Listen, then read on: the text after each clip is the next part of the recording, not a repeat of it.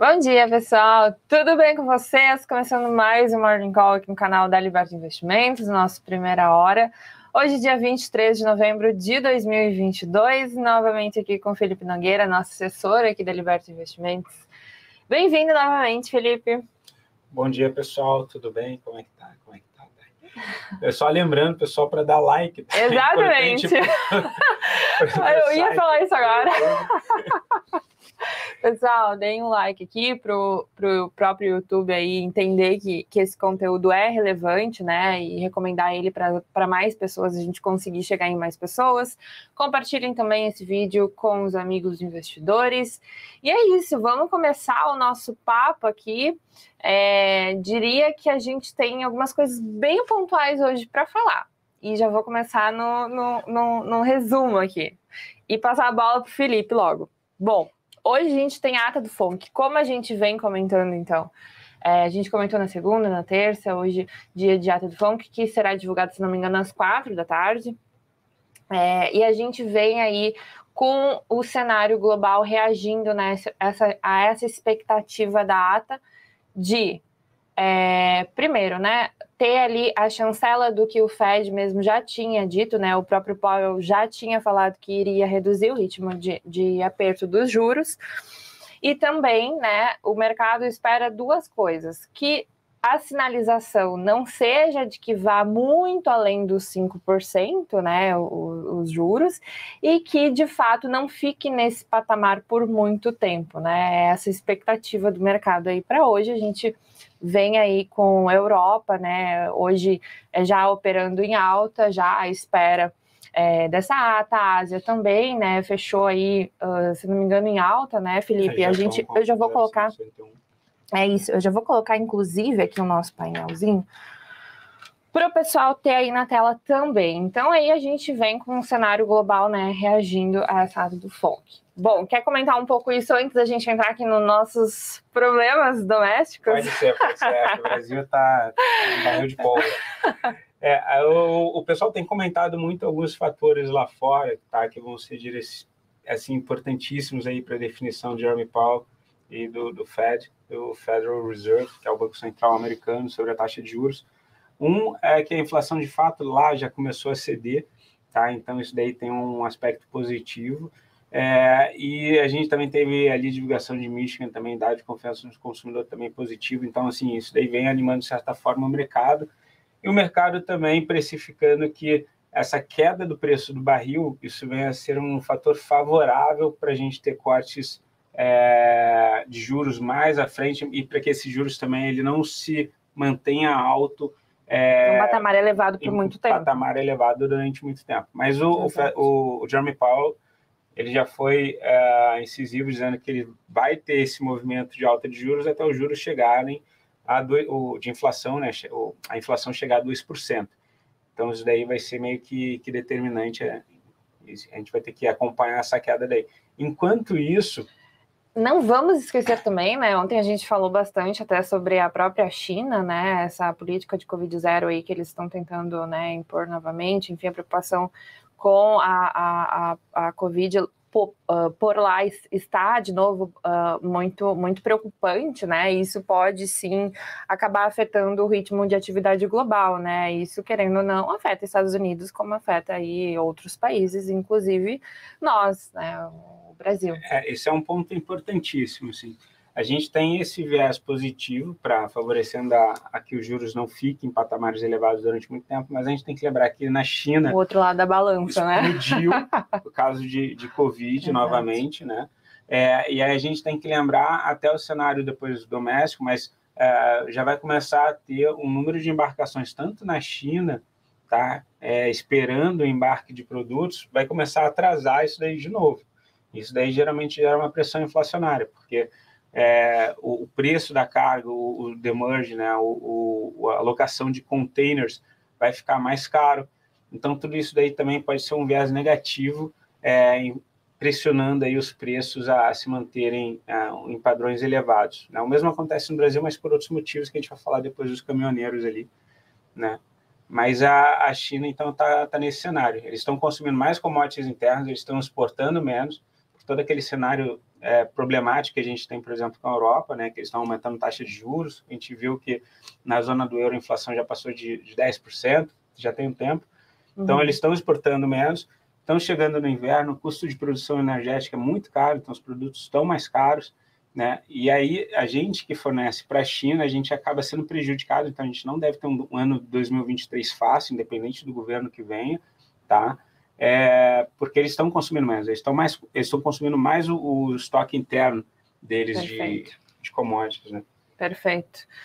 Bom, vamos entrar em Brasil agora, porque eu acho que a gente tem duas pautas, né? E antes, lembrando que amanhã, né, novamente é feriado nos Estados Unidos, então por lá a gente não vai ter essa reação dos mercados de fato, né? A ata que a gente vai encontrar hoje, que o mercado vai se deparar hoje, né? Bom, e agora puxando para Brasil aqui, eu acho que a gente tem dois pontos muito importantes. Primeiro, que é a aceitação da PEC por parte do Congresso, né, que pretende hoje ser protocolada pelo Senado, né?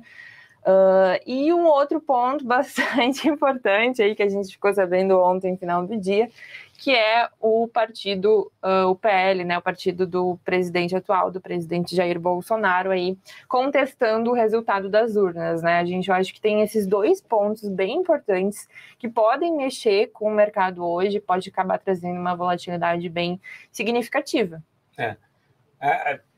Situação bem complexa, assim. O dólar, por exemplo, ontem ele fechou alto, tá? Ele fechou com uma alta de 0,74, fechou em R$ 5,35. Por quê?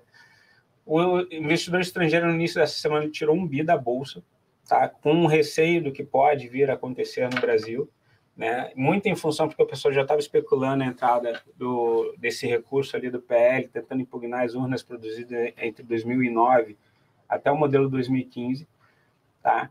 E eles jogando também, aproveitando a taxa de juros, né, bem interessante do Brasil, que deu uma explosão na semana passada. Então, a gente teve patamares, coisas subindo ali na plataforma, 16,05% pré-fixado, né, coisas bem interessantes. Como que a gente tem esse cenário, assim, então? Desculpa. A gente teve ontem a PL, o partido do PL, o partido do presidente, eles entraram com uma ação, eles contrataram uma empresa de auditoria, cujo um dos sócios ele é egresso do ITA. Ele estava, inclusive, nos estudos ali de elaboração da urna lá atrás, eles apresentaram um estudo mostrando que aquelas a urna... 70 páginas, né, de estudo, né, sobre, de fato... O resumo tem 3 a 4 páginas, mas o estudo aprofundado 70 páginas. Mas ele falando o seguinte, tem várias inconsistências ali na urna, né? O primeiro é que ela está dando um código ali de 8, 9 números por urna que não deveria estar aparecendo, isso indicando como um erro, e aquele código não aparece em nenhum lugar, e eles querem saber a origem daquele código que está aparecendo, mostrando que está tendo alguma inconsistência, algum erro nas urnas modelo 2009 até o modelo 2015.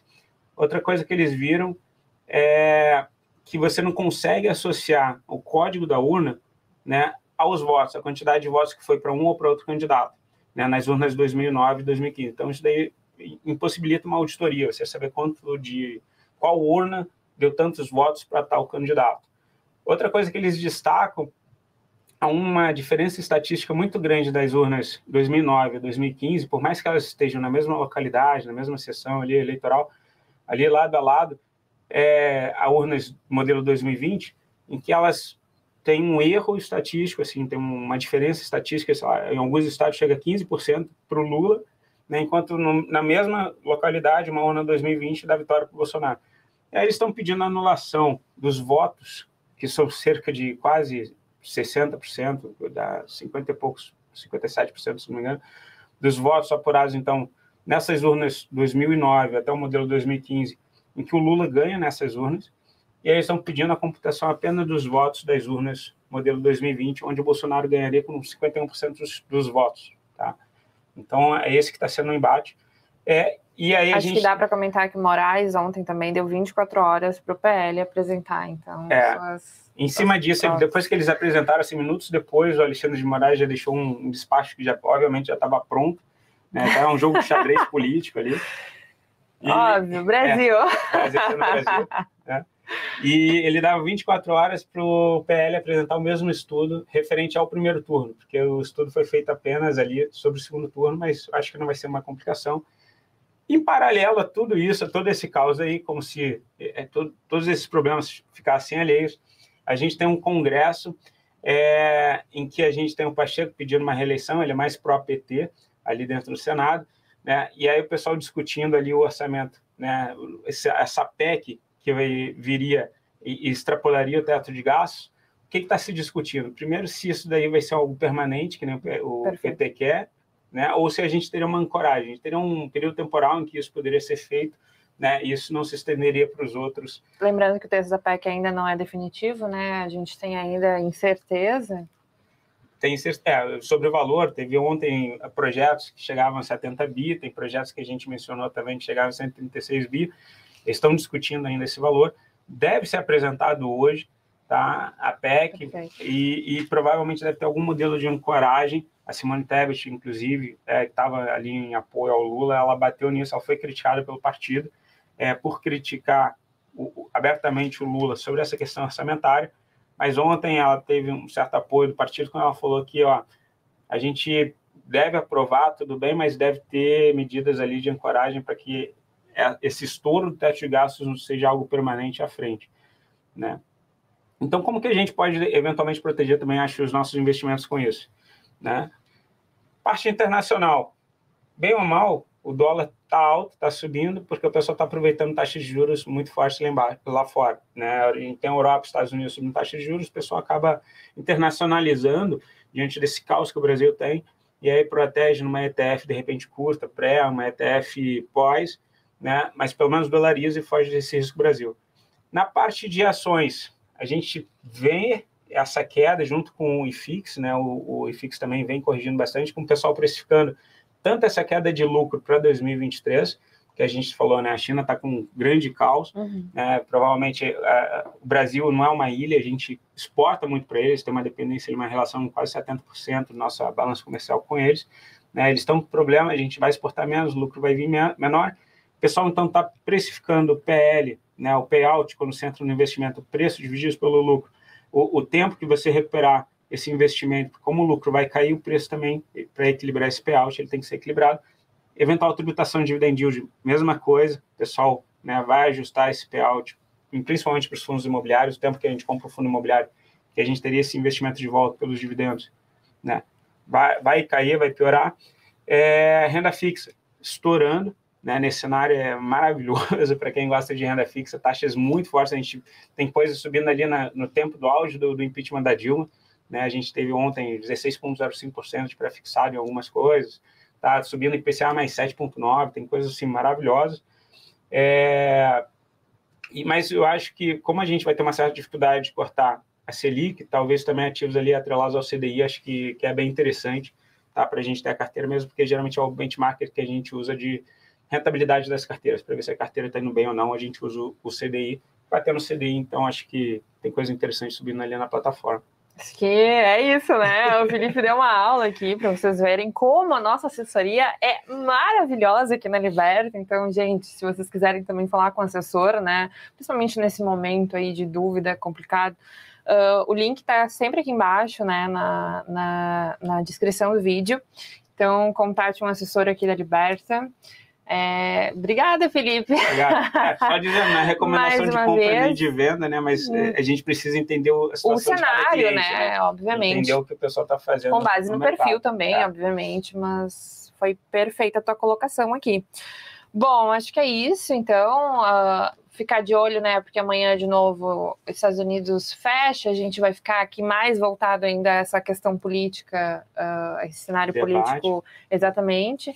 E é isso, pessoal. Pode ser ainda que a gente tenha alguma coisa do Exército, tá? Segundo o áudio de domingo do Tribunal de Contas ali, do ministro do Tribunal de Contas, pode ser que o Exército também pressione o TSE em liberar os códigos, tá? É o que a gente tem ouvido da ala militar ali. Perfeito. Nesse momento, o noticiário, eu acho que é de extrema importância, né? Ficar de olho, porque de uma hora para outra pode surgir alguma coisa que vire a mesa, né? Vamos dizer assim. Exatamente. Tá bom, pessoal, muito obrigada e espero vocês aqui amanhã, quinta-feira. E é isso aí, muito obrigada, um ótimo dia para vocês e bons investimentos, bons trades. Até mais, pessoal.